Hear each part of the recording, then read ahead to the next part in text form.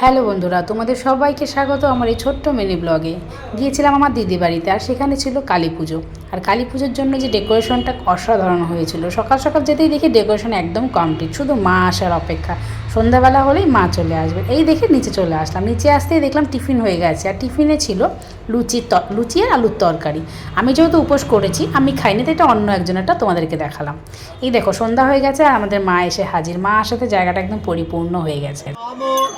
মহিষগ্নি মহামায়ে চামুণ্ডে মুণ্ডমালিনী আয়ু আরোগ্যম বিজয়ং দেহি দেবী নমস্তুতে এতৎ পুষ্পমাল্যম নম ক্রিং কালিকা ওই নম জয় মা কালী।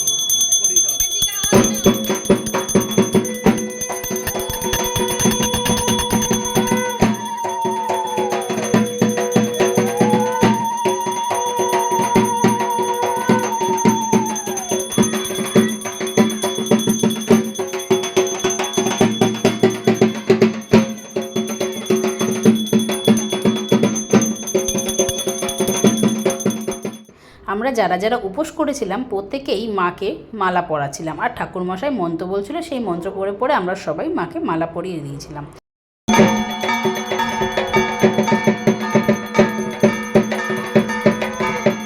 আর এই হলো আমার দিদির মেঝোজা, মানে মেজদি। ঠাকুরমশাই সুন্দর পুজো করছিলেন, আর সেই তালে তালে আমার জামাইবাবু ঢাক বাজাচ্ছিল, আর মেজদি ঘণ্টা বাজা মানে কাশি বাজাচ্ছিল। ঠিক আছে, তো দেওর আর বৌদির এই সুন্দর যুগলবন্দিটা আমি ক্যামেরাবন্দি না করে পারলাম না, তাই এই সুন্দর মুহূর্তটা আমি ভিডিওর মধ্যে রেখে দিলাম। ভবিষ্যতেটা দেখবে, ওরাই মজা পাবে।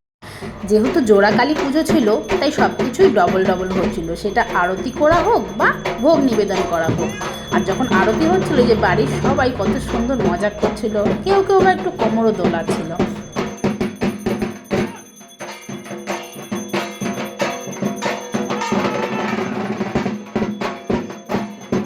সবাই কত মজাই না করছিল। আর ওই যে মাঝখানে সে হলো আমার দিদি, আর এরা সবাই দিদির যা। সবাই মিলে ঢাকের তালে তালে একটু কোমর দোলাচ্ছিল আর একটু আনন্দ করছিল, আর মায়ের আরতি হচ্ছিল। আর এই হলাম আমি। আমাকে তো ব্লগে দেখাই যায় না, যেহেতু ক্যামেরাটা আমি করি, তার কারণে আমাকে ব্লগে একদমই দেখা যায় না। ক্যামেরা ধরে দেওয়ার লোকের প্রচণ্ড অভাব আমার, তার জন্য আমি খুব একটা ক্যামেরায় আসতে পারি না। তো যাই হোক, এই ছিলাম আমি, আর ওখানে আমার সবাই উপসীরা। আর এই যে পাশে বসে আছে সে হলো আমার দিদির দেওর, আর পাশে হলো বড় যা। আমরা সবাই মিলে অঞ্জলি দিচ্ছিলাম। আমার ক্যামেরা ঠিক সেট করতে পারছিলাম না, বাট লাস্ট মোমেন্টে আমার মনে পড়ছিল, পুজোর ফাঁকে একটুখানি ক্যামেরাবন্দিও করে রেখেছিলাম অঞ্জলি দেওয়ার সময়। যাই হোক, অঞ্জলি দেওয়া হয়ে যাওয়ার পরে শেষের মুহূর্তটা ছিল এটা। তারপর ঠাকুরমশাই বললেন যারা যারা আমরা উপোস করেছি সবাইকে প্রদীপ জ্বালাতে, যে 101টা প্রদীপ ছিল। এটা হলো আমার জামাইবাবু, যিনি কিনা ফার্স্ট প্রদীপগুলো জ্বালাচ্ছিল, কারণ ওনারই ছিল এটা মানসী পুজো, তাই ওনার হাত দিয়ে প্রথম প্রদীপগুলো জ্বালানো হচ্ছিল। তো প্রদীপগুলো জ্বালাচ্ছিল, প্রত্যেকেই বলেছিল কিছু কিছু করে প্রদীপ জ্বালানোর জন্য, তাই আমরা সবাই উপাসীরা যে 108টা প্রদীপ থাকে, সেই প্রদীপগুলো আমরাও সবাই মিলে জ্বালিয়েছিলাম। তখন রাত প্রায় 3টে, সারা রাত ধরেই পুজোটা হচ্ছিল। এইবার পালা হলো আমার প্রদীপ জ্বালানোর।